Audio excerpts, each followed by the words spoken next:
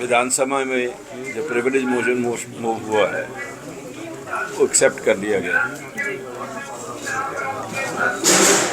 बात तो सीधी है कि कुछ विधायकों को इस बात का शायद इल्म नहीं है कि संसदीय भाषा और जो टिप्पणियां की गई हैं उनके पास कोई ठोस बात नहीं, महज कहने के लिए कुछ बातें कह देते हैं जो मुद्दों से काफ़ी दूर होती हैं। विधानसभा का जो सेशन लगता है हम देखते रहे हैं तो हमेशा उसमें पब्लिक के मुद्दे उठाए जाते हैं,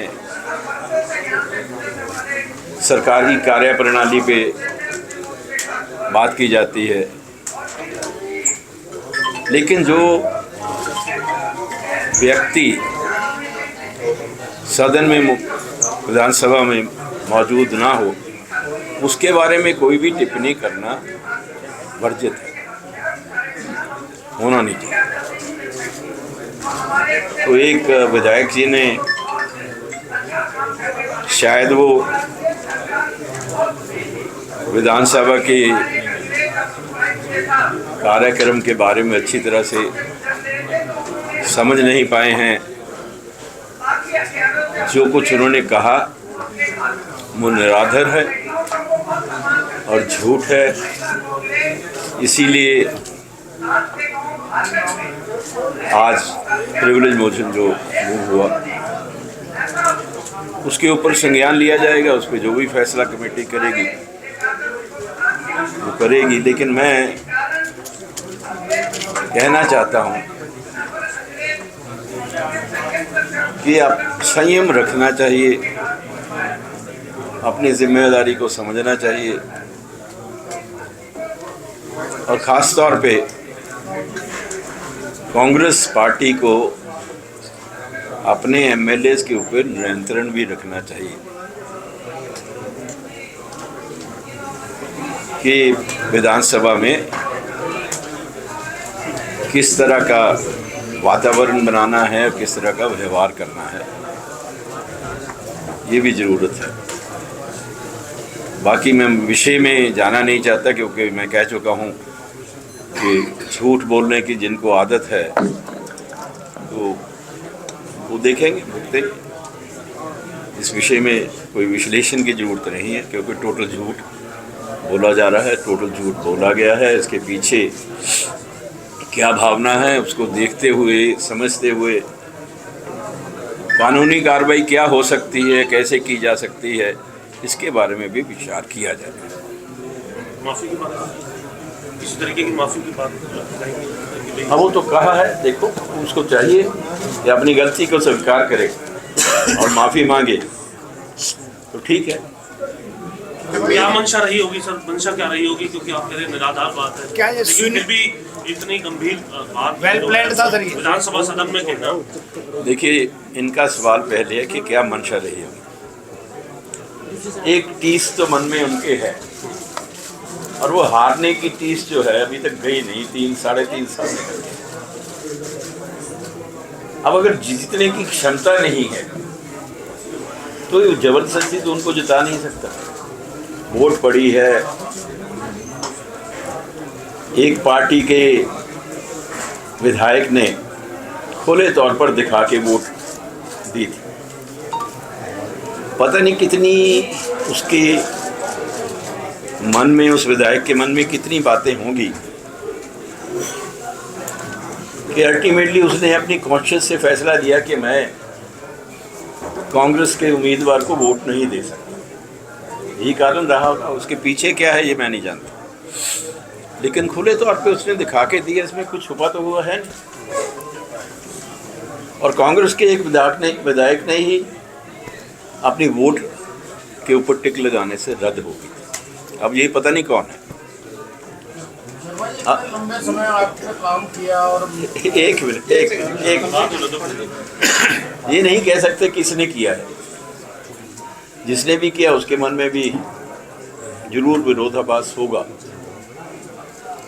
और कौन है वो, किस लिए किया है,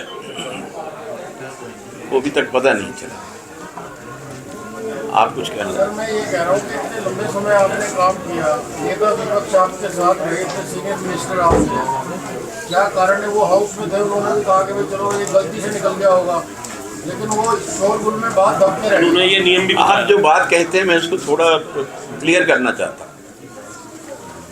इतने समय जो काम किया किसी व्यक्ति के लिए नहीं किया। अगर मैं सीनियर मिनिस्टर था तो जो सरकार होती है वो मंत्रियों की ही सरकार होती है, and one amongst them is the chief minister. तो मैं अगर किसी के, आप ये ना कहें कि आप मैं उनके साथ मिनिस्टर था, मैं सरकार में मिनिस्टर था भाई। मेरा कहना यह है कि जो इशू था वो शोरगुल में दबके रह गया, और जो नेता विपक्ष है उन्होंने भी उस समय कहा था कि वे अपनी बात को विड्रॉ कर लो, क्योंकि वो जिसके तो लिए कही जाती है वो सदन के सदस्य। अब भी मौका है माफी मांगने का, मांग सकते हैं। अब तो प्रिविलेज आ गया ना जी। जब माफी मांग लेंगे तो हो सकता है प्रिविलेज कमेटी उसका संज्ञान ले ले। कोई पॉलिटिकल कॉन्स्पिरेसी भी हो सकती ये है आपने इसके पीछे। कानूनी कार्रवाई करने की बात की थी। नहीं, मैंने कहा देखिए, मैं अगर कोई व्यक्ति बिना किसी आधार के किसी के ऊपर आरोप लगाता है, लाछन लगाता है, तो he is subjected to be taken under the law. नहीं शर्मा जी, ये जो प्रिविलेज कमेटी में, क्योंकि विधानसभा के अंदर का मामला है और प्रिविलेज कमेटी में चला गया है, ये कानूनी कार्रवाई पैरेलल करेंगे या कमेटी की रिपोर्ट? मैंने आपको शुरू में कहा कि मेरा जहाँ तक मेरा मानना है कि ये इजाज़त किसी को नहीं है कि जो व्यक्ति सदन में मौजूद ना हो कि आप उसके बारे में कोई बात व्यक्त दें, क्योंकि उसके पास मौका नहीं है कि उसका जवाब दे सके, क्योंकि वो सदन में नहीं है। भाई जो हाउस के अंदर हुआ है, अब प्रिविलेज भी आ गया, जैसे आप कह रहे हैं लीगल एक्शन लेंगे, तो क्या ऐसा हो सकता है कि हाउस में प्रिविलेज आ जाए और बाहर भी एक्शन? नहीं, मैंने तो पहली बात जो कही है कि उसको अपनी गलती महसूस करनी चाहिए और उसे इस बात के लिए माफ़ी मांगनी चाहिए कि मुझसे गलती हुई है। तो सदन में ही मांगनी चाहिए? किस तरह से आपकी डिमांड है? अरे सदन में मांगेंगे, अगर सदन में बयान दिया तो सदन में मांगेंगे। सदन की कार्रवाई को क्या आप उसमें पुलिस कार्रवाई में या किसी क्रिमिनल एक्ट में ले जा सकते हैं? ये कार्रवाई नहीं, मैं ये सदन की कार्रवाई नहीं, मैंने कहा सदन में जो बयान दिया है उसके, वो बयान मैंने शुरू में ही कहा कि हम पता करेंगे कि लीगल पोजीशन क्या है, कि उस लीगल पोजीशन के तहत क्या कोई कानूनी कार्रवाई की जा सकती है, यही कहा था मैंने शुरू में, तो पता करेंगे। 3.5 साल से ज्यादा का समय हो गया सर, क्या पॉलिटिकल कंट्रोवर्सी देखते हैं? क्योंकि लगातार इस तरीके की चर्चा करना और 3.5 साल से ज्यादा समय चुनाव हो जाने के बाद इस तरीके अब देखो, चुनाव की बात नहीं, आप तो समझदार हैं कि ये चुनाव की बात नहीं। 3.5 साल के बाद चुनाव, अब 2.5 साल के बाद होंगे तो देखा जाएगा। सर अब ये बात है, कई चीज लोगों को पचती नहीं है, और फिर मैं नहीं समझता कि क्या जस्टिफिकेशन है। अभी भी चुनाव भी हो गया, इलेक्शन भी हो गए, और फिर भी झूठ पे झूठ बोले जा रहे हैं। अगर मुझे पता होता मैं आज आपको ज़रूर बताता कि इसके पीछे क्या है। मैं भी समझने की कोशिश कर रहा हूँ, अगर समझ आएगा तो आपको बताऊंगा। वोट चोरी की अपनी बात को तो एस्टेब्लिश नहीं करना चाह रही कांग्रेस। क्या वोट चोरी की जो बात कह रहे हैं उसको एस्टेब्लिश करने का एक प्रयास था। अरे देखिए, अगर आप कोई मुद्दा उठाते हैं, अजय वोट चोरी का जो जितना मामला लेकर कांग्रेस चल रही है, इसमें कुछ नहीं है। किसको कन्विंस किया इन्होंने? अपने आप को कन्विंस कर रहे हैं, अपने आप ही लड़ रहे हैं, अपने आप ही जवाब दे रहे हैं, अपने आप ही सवाल कर रहे हैं। असली तो जनता है। जब से इन्होंने मुद्दा उठाया है तब से जितने चुनाव हुए हैं उसमें ज़्यादा से ज़्यादा हार इनकी होने लगी है, आपने देखा है। तो ये मुद्दा तो पॉलिटिकल है, राजनीतिक फ़ायदा लेने के लिए, राजनीतिक माइलेज लेने के लिए ये मुद्दा उठाया गया, क्योंकि इनके पास और कोई मुद्दा है नहीं। सर अभय चौटाला समेत 10 विधायक जेजेपी के, दुष्यंत चौटाला का भी आपने, उनकी क्या वास्तविक स्थिति थी आपके साथ? उनकी वास्तविक स्थिति क्या थी आपके साथ आने की उस समय? आप बहुत सही।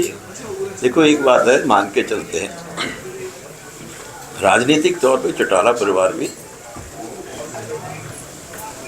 हरियाणा की राजनीति में काफ़ी असरदार है और काफ़ी वर्षों से चौधरी देवीलाल का परिवार जो है राजनीति में है। इसमें किसी को बताने की क्या बात है कि जो व्यक्ति डिप्टी चीफ मिनिस्टर था सरकार में, क्या वो सरकार के समर्पित बीजेपी के समर्पित उम्मीदवार के खिलाफ जाके वोट डाल सकता था? Do you need any explanation further than this? This is on the expected lines that he was part of the